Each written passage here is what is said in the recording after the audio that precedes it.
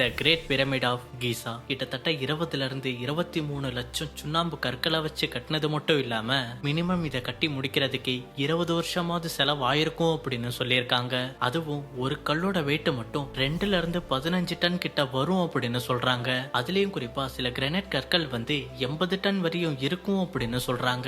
அப்பேற்பட்ட உலகத்தோட 7வது அதிசயமா இருக்கிற பிரமிடை எப்படி கட்டியிருப்பாங்கன்னு பார்க்கலாமா? அதுக்கு முன்னாடி இந்த வீடியோக்கு லைக் ஷேர் பண்ணிக்கிட்டு நம்ம சேனலுக்கு ஒரு சப்ஸ்கிரைப் பண்ணி விட்டுறங்க. முதல்ல இந்த பிரமிட் எதுக்காக கட்டப்பட்டிருக்கு அப்படின்னு பாத்தீங்கன்னா, எகிப்துல இருக்கிற மக்களுக்கு, குறிப்பா சொல்லணும்னா எகிப்துல இருக்கிற மன்னர்கள் எல்லாத்துக்குமே நம்ம இறந்து போனதுக்கு அப்புறம் நம்மளோட உயிர் மறுபடியும் நம்ம கிட்டேயே வரும், நம்ம மறுபடியும் பிறப்போம் அப்படின்ற நம்பிக்கை அவங்களுக்கு அளவுக்கு அதிகமாவே இருந்துச்சு. அதனால தான் உயரமான பிரமிடுகள்லாம் கட்டி மன்னரோட உடலை சவப்பெட்டியில வைப்பாங்களாம். எதுக்காக டாப்ல போய் வைக்கிறாங்க அப்படின்னு பாத்தீங்கன்னா, அப்பதான் கடவுளை நம்ம சீக்கிரமா பார்க்க முடியுன்ற நம்பிக்கையிலையும் கட்டியிருக்காங்க. அவங்க யார கடவுளா நம்புறாங்க அப்படின்னு பாத்தீங்கன்னா நம்ம சூரிய பகவானை தான். ஏன்னா சூரிய ஒளியும் பூமியில முக்கோண ஷேப்ல தான் விழும். அதை இன்ஸ்பயர் பண்ணி தான் இந்த பிரமிடையும் கட்டியிருக்காங்க. 20,000 ஆட்களை கொண்டு 20 வருஷம் கட்டப்பட்டது தான் அந்த கிரேட் பிரமிடும். அந்த 20,000 பேரும் அடிமைகளை வச்சுதான் அந்த பிரமிடை கட்டியிருப்பாங்க அப்படின்னு நினைச்சவங்களுக்கு அப்படிலாம் இல்ல. அந்த 20,000 பேத்துக்கும் செஞ்ச வேலைக்கான சம்பளமும் கொடுத்ததுக்கான சில தகவல்களும் கிடைச்சிருக்கு.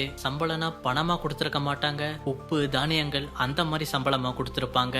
குறிப்பா அந்த பிரமிடை கட்ட உதவியா இருந்தது எகிப்துல இருக்கிற நைல் நதி தான். என்னதான் அந்த நதி கொஞ்சம் பக்கத்துல இருந்தாலும் அந்த கற்கள் எல்லாமே அந்த நதிக்கு அந்த பக்கமா தான் இருந்துச்சு. அந்த காலகட்டத்துல சக்கரம்ன்றதை இன்னும் கண்டுபிடிக்காம இருந்த நிலைமையில அவ்வளவு பெரிய கற்களை எப்படி இந்த பக்கமா கொண்டு வந்திருப்பாங்கன்றதே பெரிய டவுட்டா தான் இன்ன வரையும் இருந்துகிட்டு இருக்கு. ஆனா எகிப்துல போய் ரிசர்ச் பண்ணவங்களுக்கு சில இன்ஃபர்மேஷனும் கிடைச்சிருக்கு. அதுதான் இந்த புகைப்படம். இந்த படத்துல 172 பேர் ஒரு பெரிய சிலையை இழுத்துக்கிட்டு போறாங்க. அந்த சிலைக்கு முன்னாடி ஒருத்தர் தண்ணி ஊத்திக்கிட்டு இருக்காரு. ஏன்னா எகிப்து முழுவதும் ரொம்ப மணலா தானே இருக்கும், தண்ணி ஊத்துனா கொஞ்சம் சாஃப்டா இருக்கும்னு தெரிஞ்சுதான் இந்த ஐடியாவை பயன்படுத்தி இழுக்கிறதுக்கு கொஞ்சம் வசதியும் பண்ணி கொடுத்திருக்காங்க. மத்தபடி இந்த பிரமிடை கட்டினது ஏலியன் அப்படின்லாம் சொல்லுவாங்க, அதெல்லாம் உண்மையே கிடையாது. அப்புறம் எப்படி அவ்வளவு டன் கணக்கா இருக்கிறத மேல வரையும் கொண்டு போய் சேர்த்தாங்கன்றத இந்த வீடியோல முழுசா சொல்லிட முடியாது. பிரமிடை பத்தி நம்ம அடுத்தடுத்த வீடியோல பார்க்கலாம். அதுக்கு நீங்க பண்ண வேண்டியது எல்லாம் நம்ம சேனலுக்கு ஒரு சப்ஸ்கிரைபை மட்டும் பண்ணி விடுறது.